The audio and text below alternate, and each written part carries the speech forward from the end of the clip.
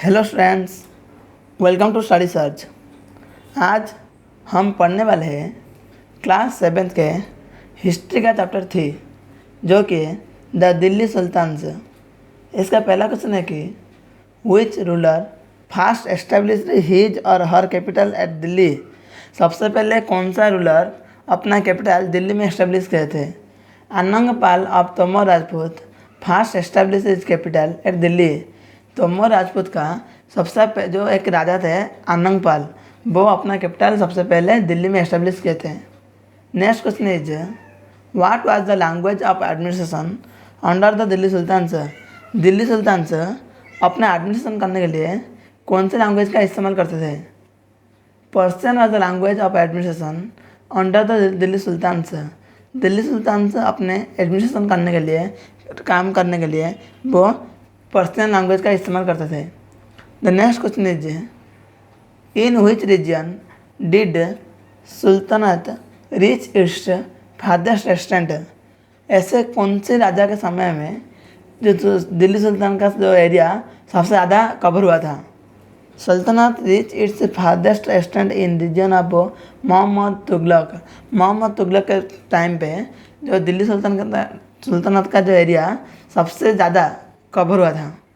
The next question is from which country did Ibn Battuta travel to India. Ibn Battuta कौन से country से हमारे India को आए थे?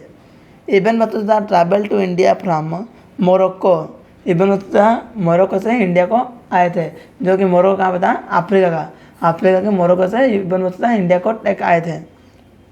The next question is according to the circle of justice why was it important for military commanders to keep the interest of the peasantry in mind. ये एक circle of justice मतलब है कि एक चेन सिस्टम की तरह है। जैसे कि according to the circle of justice it was important for military commanders to keep the interest of the peasantry in mind because a king can not survive without soldiers and soldier can not live without salaries. क्या होता था कि उस समय में कोई भी राजा बिना सोल्जर के, बिना सैन्य सामंत के बगैर कभी नहीं जिंदा रह सकते हैं। और वैसे ही सोल्जर्स भी सैलरी के बिना, अगर उन्हें सैलरी नहीं देंगे तो वो भी जिंदा नहीं रहेंगे, वो भी काम नहीं करेंगे ध्यान लगा के। इसलिए किंग को जिंदा रहने के लिए, किंग को सर्वाइव करने के लिए क्या ज़रूरत था? सबसे ज़्यादा का ज़रूरत था सोल्जर का। एंड सोल्जर को भी क्या चाहिए था?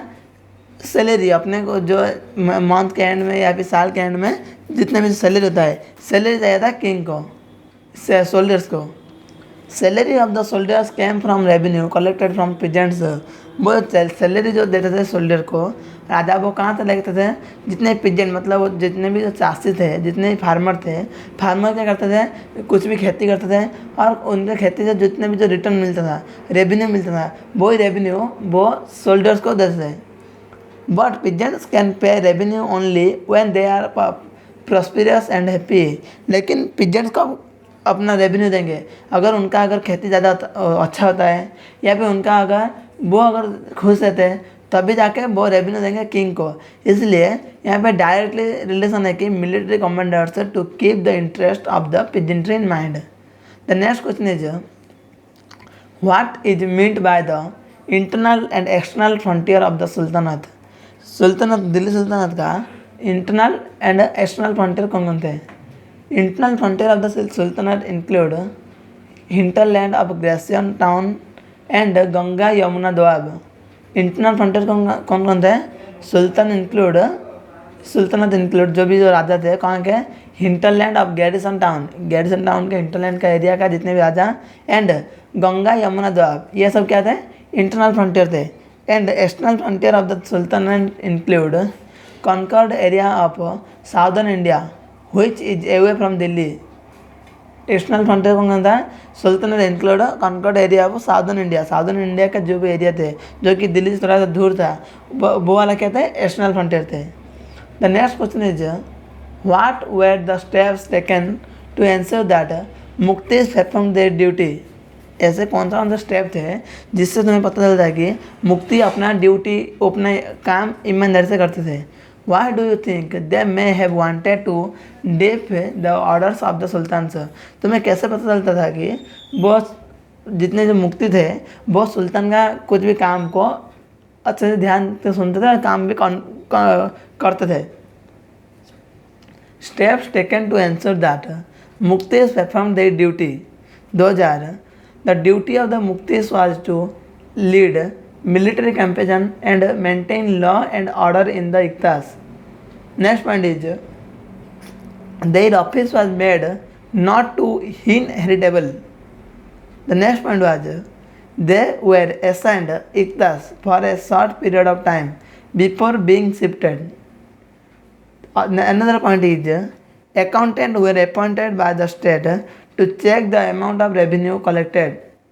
And the next point is care was taken that the muktis collected only the taxes prescribed by the state and that he kept the required number of soldiers.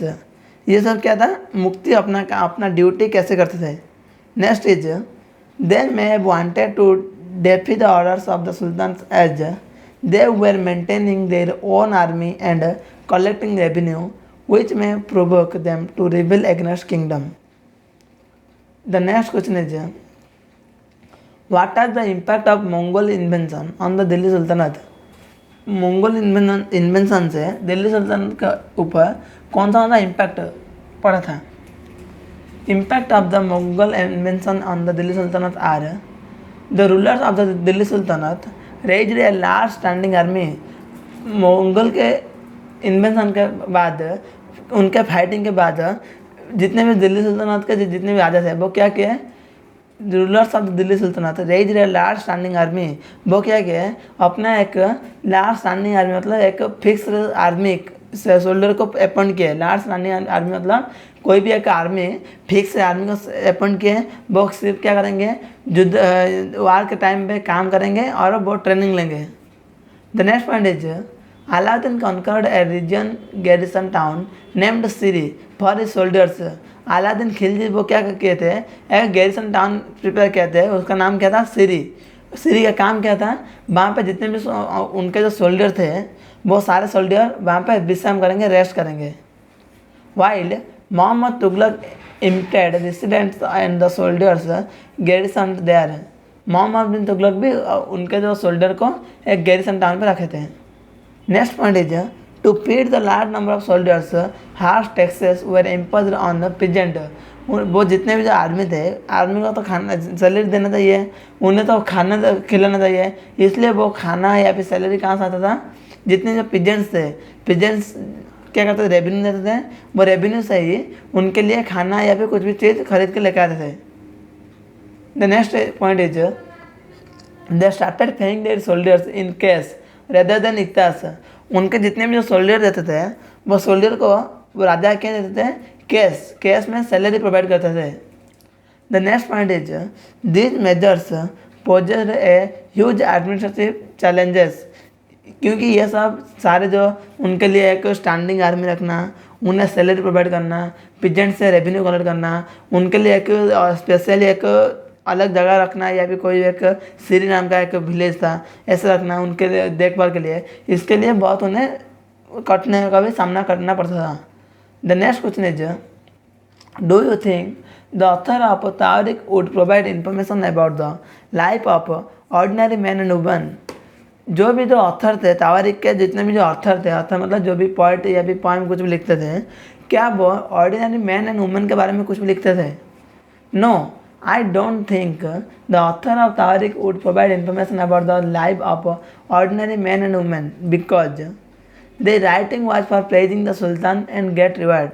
मुझे नहीं लगता है कि जो जितने भी जो तारिक के जितने भी ऑथर थे वो कभी भी कोई भी ऑर्डिनरी मैन या फिर वुमेन के लिए कुछ भी लिखते थे, क्योंकि उन्हें सिर्फ चाहिए क्या था, सिर्फ उन्हें रिवार्ड एंड प्रेज. प्रेज मतलब कुछ भी अगर महाराज राजा अगर उनके लिए प्रेज करेंगे, सम्मान करेंगे, उन्हें कुछ भी एक उपाधि देंगे, उन्हें कुछ भी अगर रिवार्ड देंगे, कुछ भी सोना हीरा मोती देंगे, तो उन्हें बहुत चाहिए था. इसलिए वो कभी भी क्या नहीं करते थे, कोई भी कॉमन मैन के बारे में नहीं लिखते थे. वो सिर्फ राजाओं के बारे में, राजाओं के अच्छे गुण, राजा के खराब गुण, उनके बारे में लिखा करते थे. They had nothing to do with common folks.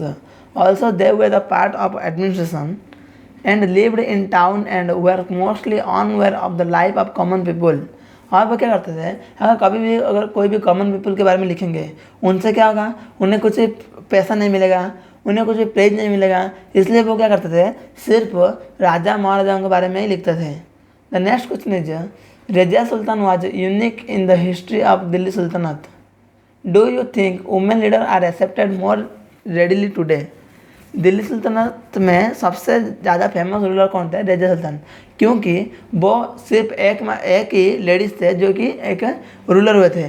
Razia Sultan was unique in the history of the Delhi sultanate because she is the first women to become the ruler of the सुल्तानत।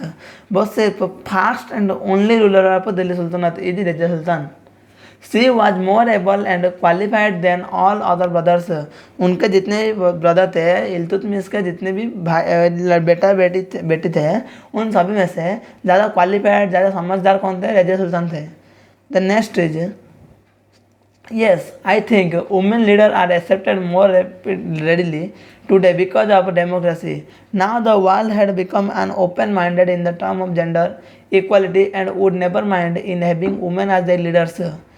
पहले जितने भी जो राजाओं के समय में क्या होता था, कोई भी लोग वुमेन रूलर को ज़्यादा इतना ज़्यादा अच्छे से मतलब एडॉप्ट नहीं करते थे, लेकिन अभी जितना जैसे भी टाइम है ना, वो जितने भी वुमेन होते हैं, मैन होते हैं, लेडीज़ होते हैं, गर्ल्स होते हैं, उन सभी को हम रेस्पेक्ट भी करते हैं और उन्हें सम्मान भी देते हैं, और उन्हें अगर कोई भी लीडर के हिसाब से हम उन्हें रेस्पेक्ट भी करते हैं। Many women in this period proved that A women who can be at the top of leaders. Moreover, people widely supported the women as their leaders. Then next question is, why were the Delhi Sultanate interested in cutting down forest? Does deforestation occur for the same reason today? Delhi sultanate में वो राजा जितने भी थे, वो forest को क्यों cut करते थे, और जो डिफॉरेस्टेशन मतलब अभी जो जितने भी जंगल डिस्ट्रॉय हो रहे हैं, क्या वही रीजन के लिए डिस्ट्रॉय हो रहे हैं? Answer is, the Delhi sultanate interested in cutting down forest to give land to the peasants and carry out agricultural practices. Also, new forests and towns were established to protect trade route and to promote regional trade.